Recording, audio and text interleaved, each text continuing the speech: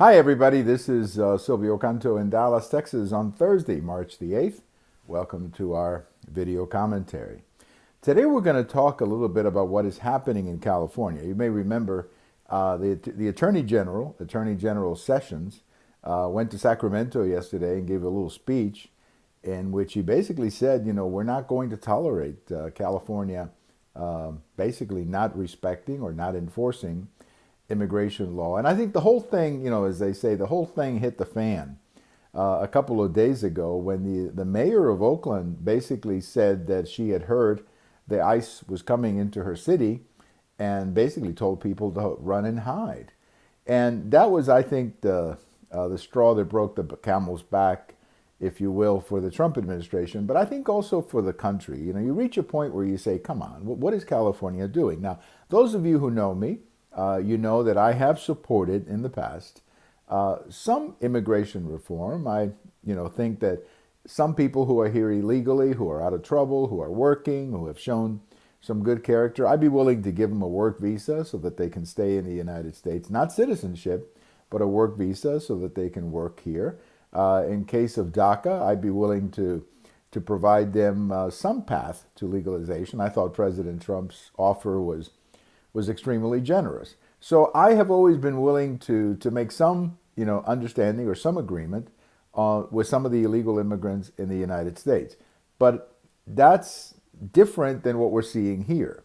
What we're seeing here is defiance of federal law. We're seeing the cities and we're seeing the states basically, to put it in a polite way, as as clear as I can, they're basically giving the finger to the federal law and saying, we're not going to respect it. And of course, it's kind of hysterical, because how would these same Democrats or liberals react? Let's say if a city in Texas or a county in Texas decided that they're not going to allow abortion anymore. Or what if a county or a city somewhere in the country said, we're not going to issue same-sex marriage license anymore? I'm sure that they would react the same way we're reacting, which is to say you can't do that. I mean, it is, of course, the law of the land. And I think that this is the problem. You cannot live in a country where every city or every state is deciding what law to respect. I mean, that would be chaotic. I mean, that would be total chaos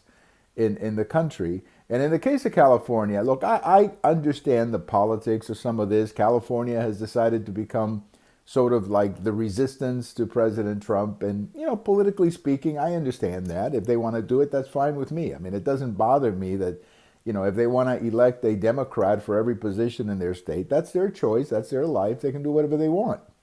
But when it comes to federal law, I think that's a different matter.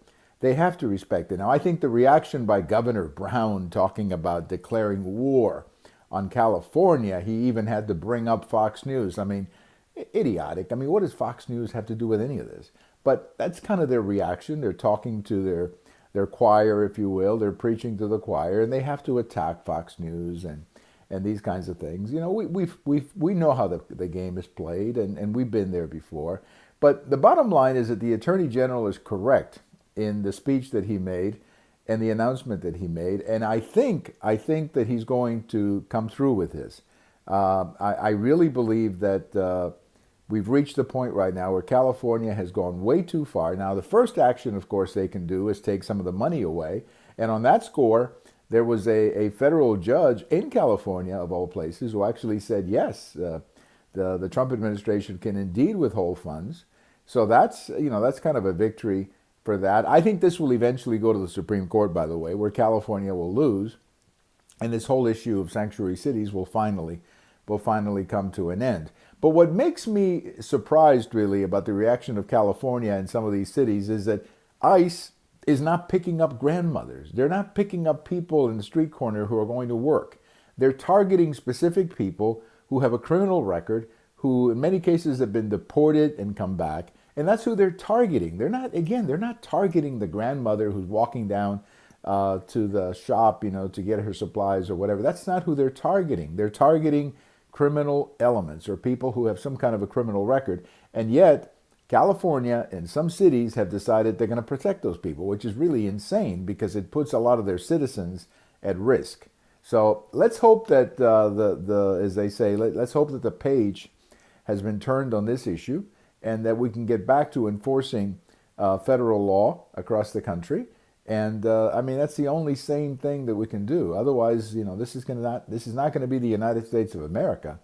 It is going to be the chaotic states of America, because things are going to get very chaotic when states or cities decide what federal law they're going to respect. Thank you for watching. We have all of these over at YouTube. We have them on my Twitter, and we also have them on my blog. Have a good day, everybody. Talk to you later.